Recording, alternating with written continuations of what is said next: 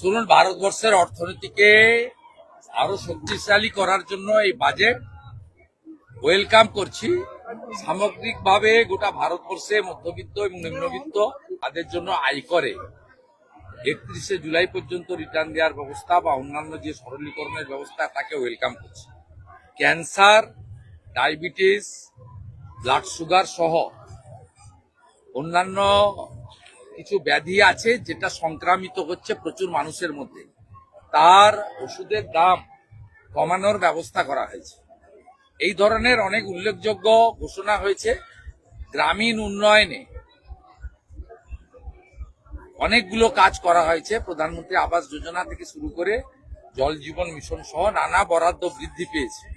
বিশেষ করে পশ্চিমবঙ্গের ক্ষেত্রে আমাদের আজকে যে প্রাপ্তি, এটা কর্মসংস্থানের দিকে এগোচ্ছে পশ্চিমবঙ্গ। শিল্পায়নে জোর দেওয়া হয়েছে।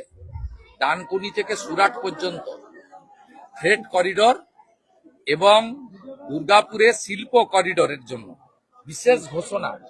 পশ্চিমবঙ্গে গত 15 বছরে যে 6,888টা শিল্প চলে গেছে এবং শিল্পে শ্মশান হয়েছে, শিল্প ছাড়া কর্মসংস্থান এবং রাজস্ব বৃদ্ধি হতে পারে না। সেই জায়গায় একটি নতুন দিশা আজকের এখানে দেওয়া হয়েছে।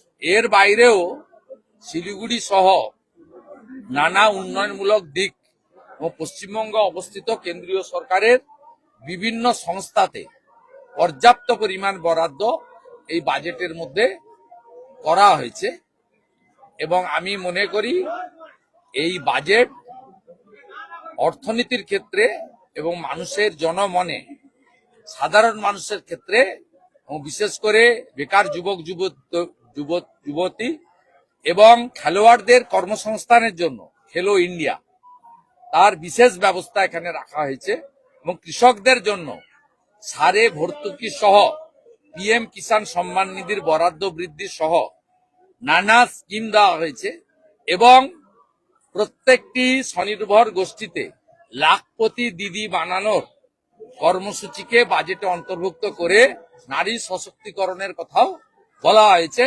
এক কথায় এই বাজেটকে স্বাগত জানাতে পারি।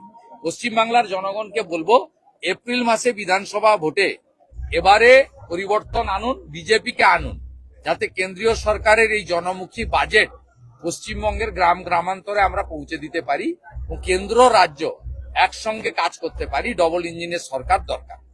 21টা রাজ্যে এর সুফল যেভাবে পাওয়া যায় এখানে পাওয়া যায় না। এখানে আয়ুষ্মান ভারত চালু হয় না, এখানে বিশ্বকর্মা যোজনা চালু হয় না, এখানে প্রধানমন্ত্রী ফসল বীমা যোজনা থেকে শুরু করে হিন্দুদের নাম পিএম কিষাণ সম্মান নিধিতে রাজ্য সরকার পাঠায় না। 73 লক্ষ কৃষক, নথিভুক্ত কৃষক, 54 লক্ষ নাম পাঠায়।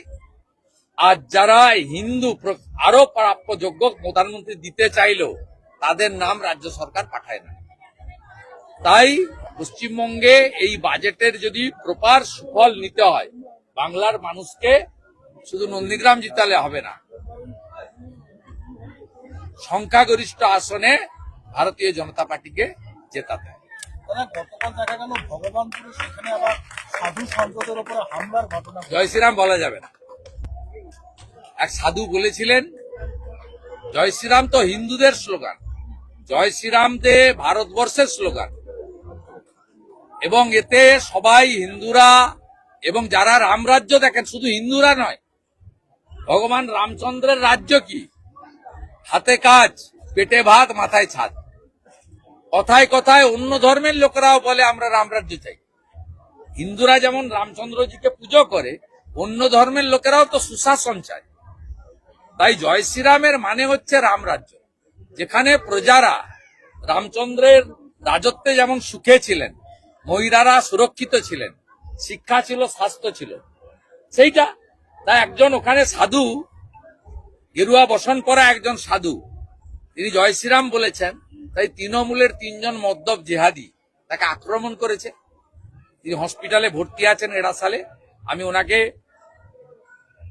নার্সিংহোমে শিফট করানোর ব্যবস্থা করলাম একটু আগে।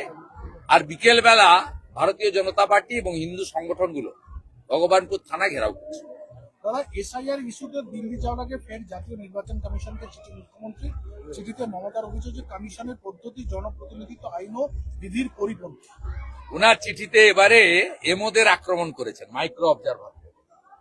মাইক্রো অবজারভাররা রেড ফ্ল্যাগ লাগিয়ে দিচ্ছে।